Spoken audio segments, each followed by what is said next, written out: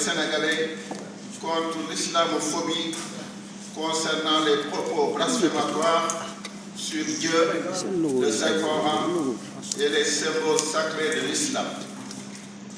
Un phénomène d'une extrême gravité est en train de prendre une grande ampleur dans notre pays. Des attaques en règle contre l'islam qui n'épargnent même pas Allah le Très-Haut.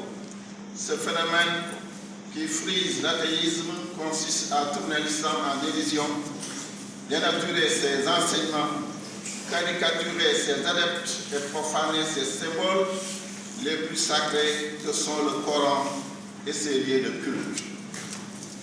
Tous les musulmans du Sénégal, au premier rang desquels les chefs religieux, les organisations islamiques sociales, les savants et prêcheurs constatent presque au quotidien combien les médias et les plateformes sociales s'en prennent à cœur joie dans la promotion de ce phénomène. Toutes les opportunités offertes par les radios, les télévisions, interviews, débats, séries, scènes de théâtre sont saisies pour donner de l'islam une image ridicule et obscurantiste. Le Sénégal, notre cher pays, jouit au sein de la Oumma et même au-delà d'une très bonne réputation, mais si rien n'est fait pour stopper à temps ce phénomène, on ne peut plus dangereux, notre nation si enviée pour sa stabilité et sa cohésion sociale risque de basculer dans la violence et la tourmente sociale.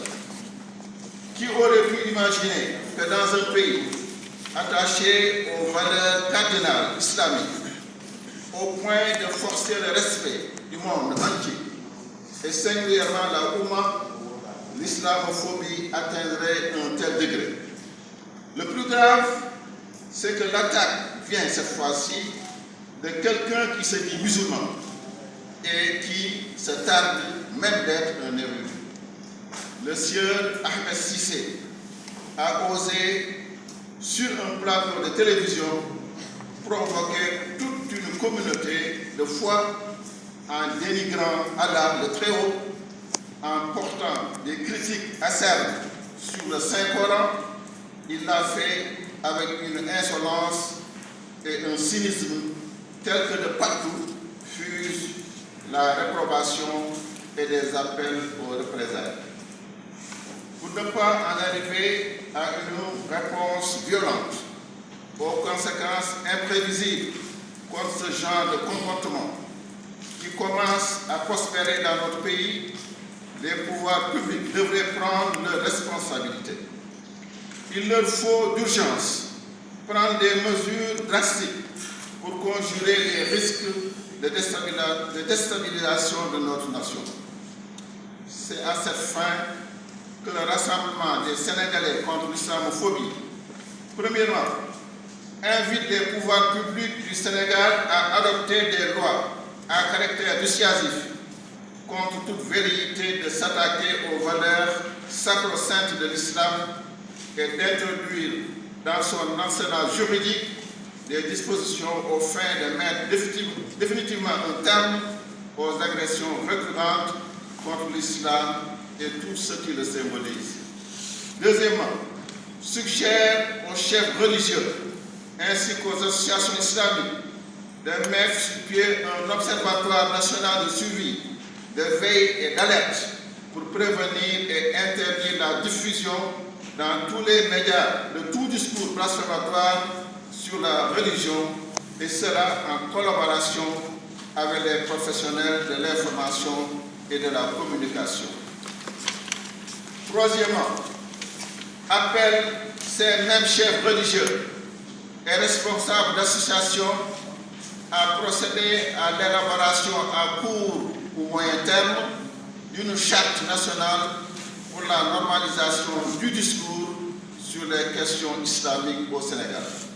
Quatrièmement, invite les responsables des maisons de presse à accorder davantage d'attention aux émissions à caractère islamique dans leur contenu et programme a découragé toute tentative de tourner l'islam en dérision pour en préserver le caractère sacré.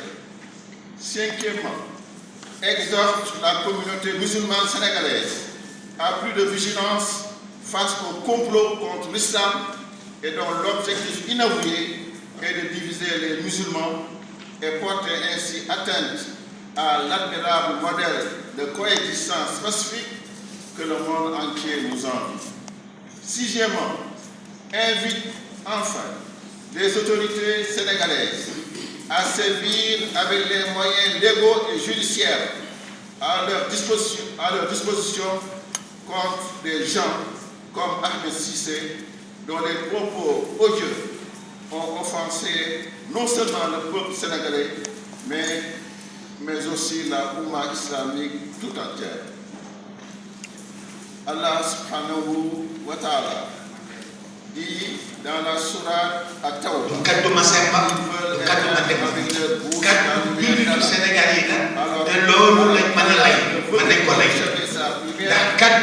quelques répulsions qu'en est les mécréants. Je vous remercie de votre attention.